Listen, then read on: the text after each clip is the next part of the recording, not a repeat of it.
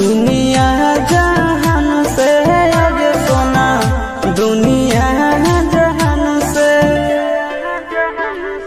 छीन के राहतल छीन लेती हो।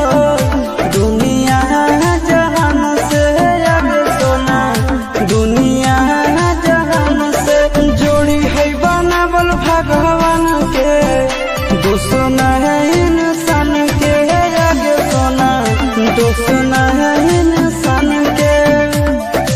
जोड़ी है बनावल भगवान के, दुश्मन है इंसान के आगे सोना, दुश्मन है इंसान के।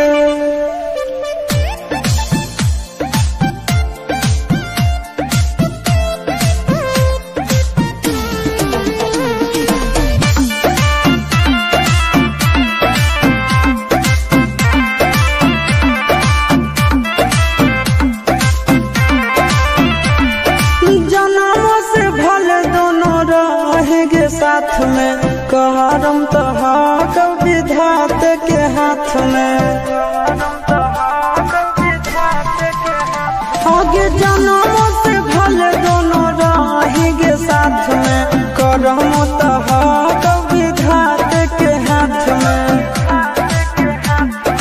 कन्हैया से मिल जाते हमारा तो मंगल दियल कान के है आगे सोना, मंगल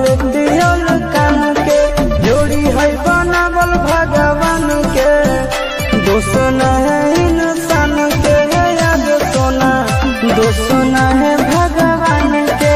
जोड़ी है बनावल भगवान के, दुश्मन है इंसान के आगे सोना, दुश्मन है इंसान के।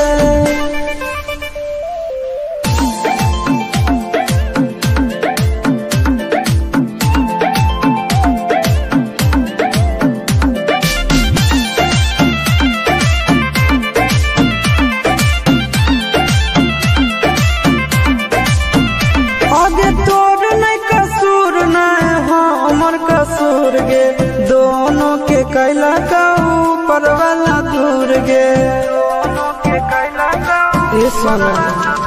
आगे तोर नहीं कसूर नहीं हमर कसूर गे, दोनों के कैला का ऊपर वाला दूर गे।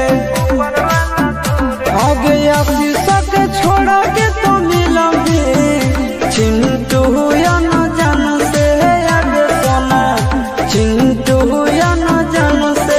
जोड़ी है बनावल भगवान के, दुश्मन है